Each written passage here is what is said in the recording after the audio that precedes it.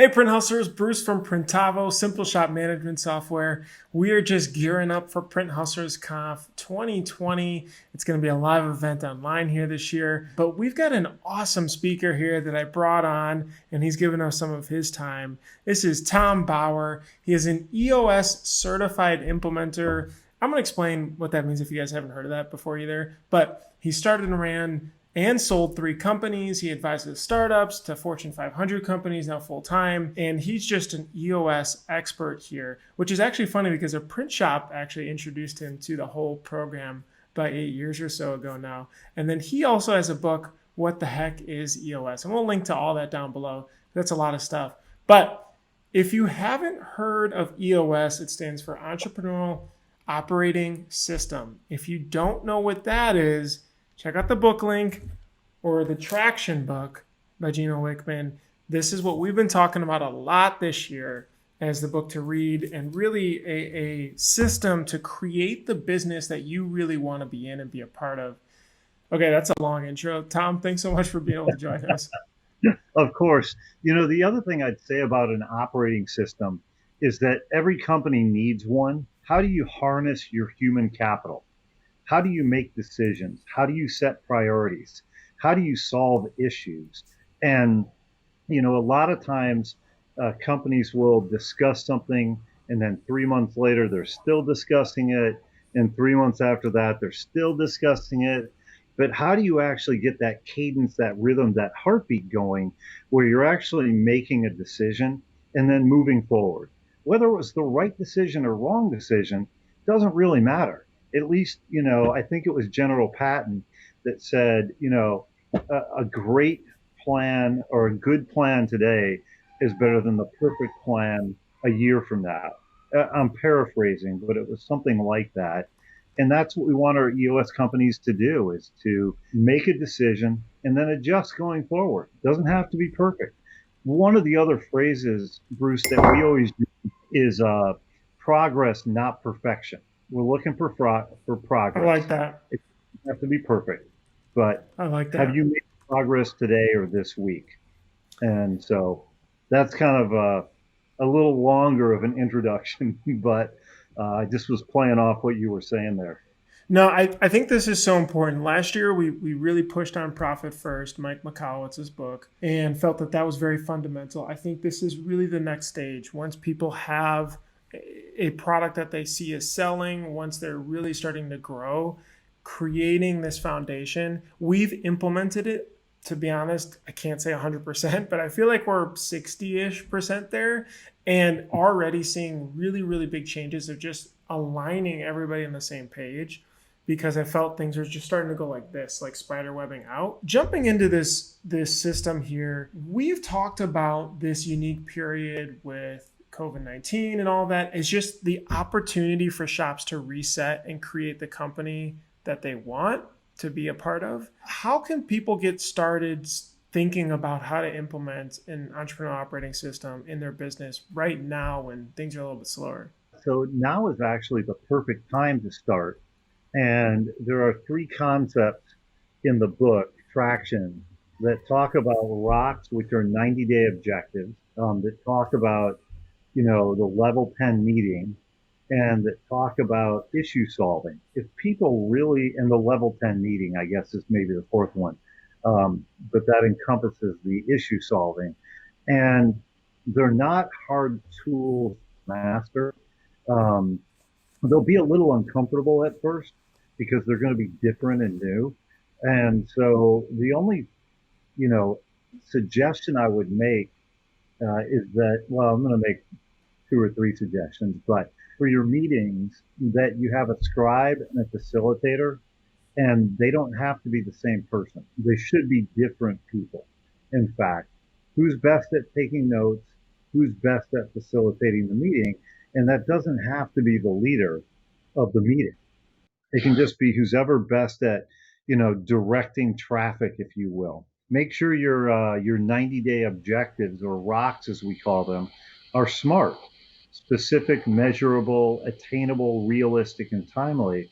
And I've even had some clients right now go down to kind of 30 or 60-day objectives just because the situation has been so fluid and is changing so much that it was easier for them to go, in the next 30 days, these are our top priorities. Okay, let's get those done. That makes And sense. yeah, well, that's not, completely EOS pure. We've all had to adjust to the current situation and timeframes. And I think positive for people, to be able to adjust those timelines and go, well, it doesn't have to be exactly 90 days. What can we do in the next 30 to adjust to this? The other point, Bruce, that I'll make, and we talked about this a little bit earlier, is the companies that were running on EOS, they got probably at least 3, probably 4 weeks ahead of all other businesses in just adapting to this whole situation. They were sending people to work from home at the end of February, before anybody knew it was going to be kind of as big as it was. And it was really because they just were able to process the issue and say, what do we need to do as business leaders? Just a couple of little data points for people that will, help them understand kind of the power of this system. That's a really great summary, especially too. A lot of the shops, especially in our space, got stripped down to a couple people, Right. and people, maybe two, three people, back to bare bones again, starting over. Now, some of them definitely are experiencing a lot more growth than others. But let's say I was speaking to a shop that it's a husband and wife the other day, down in Texas, and they're going through the EOS system. They want to implement it to create the foundation to grow off of when they start kicking again. What do you feel like is a good first step for them who's just getting going? There's not, many people, but they want to have things ready for when they start growing. I already mentioned rocks, having a good scorecard, the level 10 meeting, and just getting that meeting pulse going. And if you think about it, the level 10 meeting, yeah, it's 90 minutes long, but it doesn't necessarily have to be.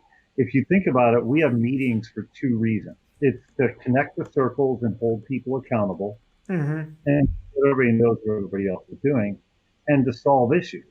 And if you get that done in 45 minutes, great. If it takes you an hour and a half, fine, that's okay. But get that meeting cadence going so you know every Monday or Wednesday or Friday at 9 a.m. or 3 p.m., we get together as a leadership team or as a company, depending on how big the company is. And we just make sure we're doing those things, connecting the circles, holding people accountable. Everybody knows what's going on, and we're solving issues. And that's where I'd kind of start with those things. The other thing I'd say is, to your point earlier, this is a great time and a great opportunity for people to create the culture and the business that they want. And some people may just want a great lifestyle business. I can work 25, 30 hours a week. And there's other people that are like, no, I want to grow this from 10 million to 20 million. Wherever you are in that process, this is a great chance to look at, hey, where are companies not doing well? Are there opportunities for us to buy, assuming you're in a good cash position, because you can probably get them for a quarter on the dollar? And then secondly or thirdly, um, you know, what people upgrades do we need to make? And how do we get those people in that really fit our culture? And so there's a tool within EOS called the People Analyzer that evaluates people against your core values. And if you don't have what you feel are great core values at this point, I'm sure personally everybody has them, but as a company, and they're not, really spread throughout, there's a better word than spread, it starts with a P. If they're not completely spread throughout the organization, then you need to do that. Yeah, Um, that makes sense. So you mentioned two really big things actually. One is the level 10 meeting and rocks. If you guys haven't read through Traction yet, you create quarterly rocks, which are like your milestones for each person and department. And then level 10 meetings are your weekly meetings. We actually do like a more abbreviated, we make it 30 minutes. I felt 90 was kind of long for us, but Essentially, you're going over those KPIs to be able to hit. We did move our rocks to be monthly, like you actually mentioned too, because of everything shifting so quickly. So we Yeah, have KPIs that people will try to hit each number. So people are responsible for 1 to 2 ish numbers usually to drive those forward.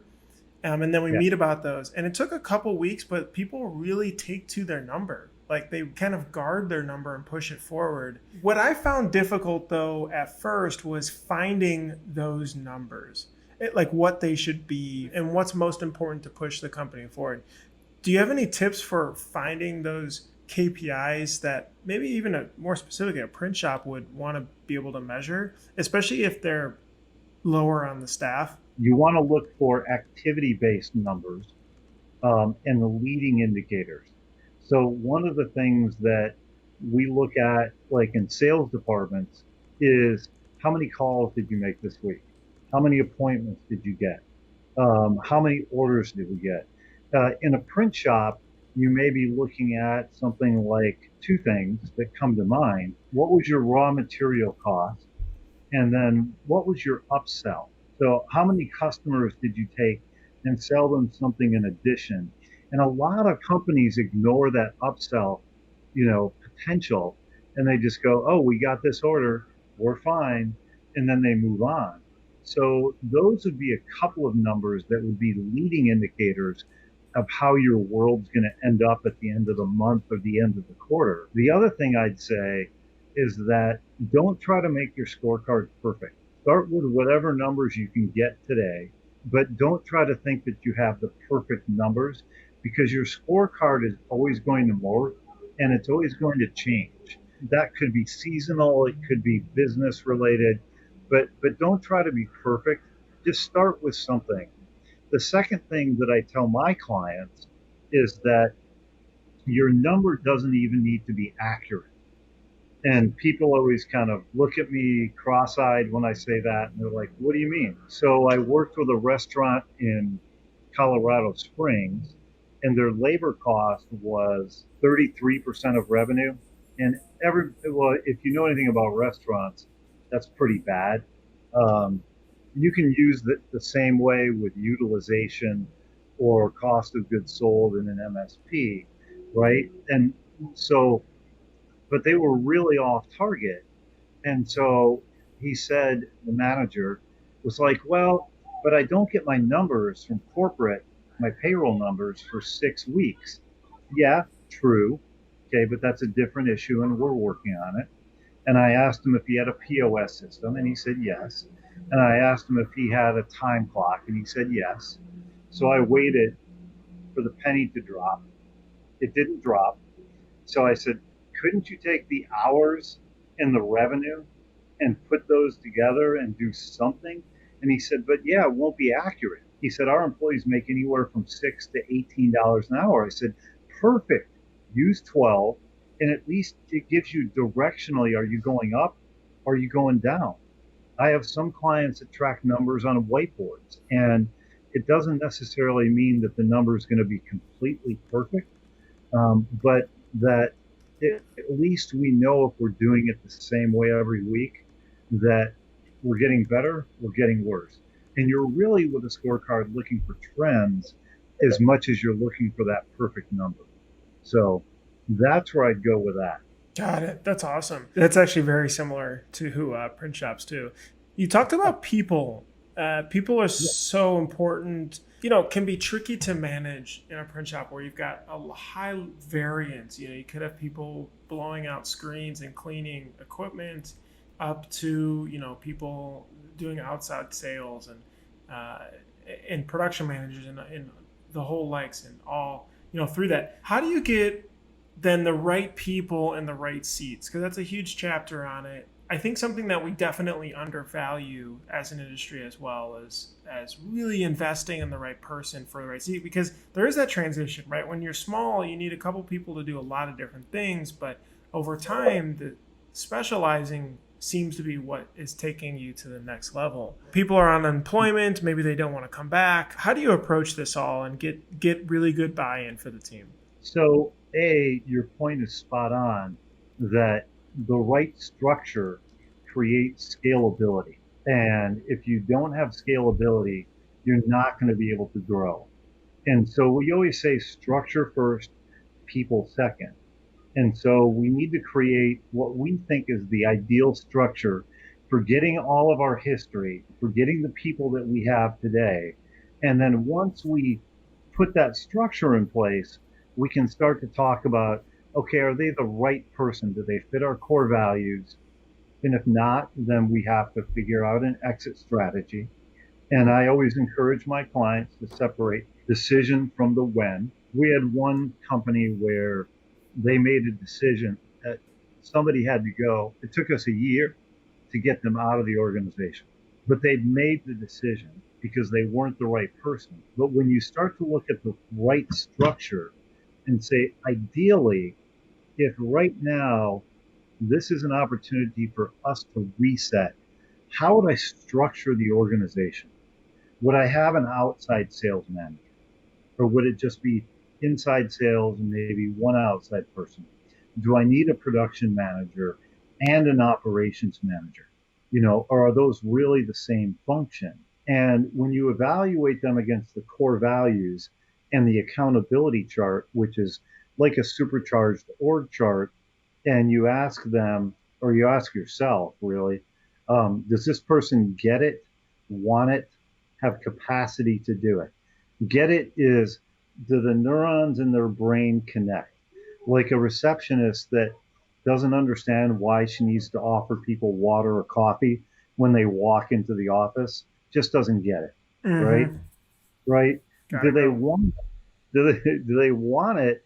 Meaning, are they really, 90% of the time, nobody's perfect, charged up about coming in and doing this job, or are they just looking for a paycheck? I'd much rather have a team of people that are charged up and really want to do their jobs. And do they have the capacity, the mental, physical, emotional, spiritual time, skill set to do their job? So it may sound a little simple, but that's how we evaluate if you have the right people in the right seats. Mm-hmm. I could definitely attest to making this mistake early on, especially, and then keeping people on like that for too long, and saying, "Man, after we had to part ways, should have did that months ago." But Right. it's hard though. I mean, it's definitely hard. So you end up, kind of sitting on your hands with it for a while. This is awesome though. I'm really excited. I wanted to get a preview, but we've gone longer, and I could talk about this stuff like all day. But I'm really excited though about having you for Print Hustlers Conf. You guys can join us July 23rd and 24th. We'll drop a link down below. Just search Printavo, Print Hustlers Conf, and you can be able to reserve your spot. Make sure you're there. You'll see us live. You'll see Tom Bouwer live, and he's going to be talking about EOS and how it can really help charge your business, and just some really crucial takeaway points for you to be able to start implementing now. I mean, that's the big thing, in getting down to the nitty gritty. So, Tom, thanks so much for being able to join us today. Thank you. My pleasure. Thanks for having me.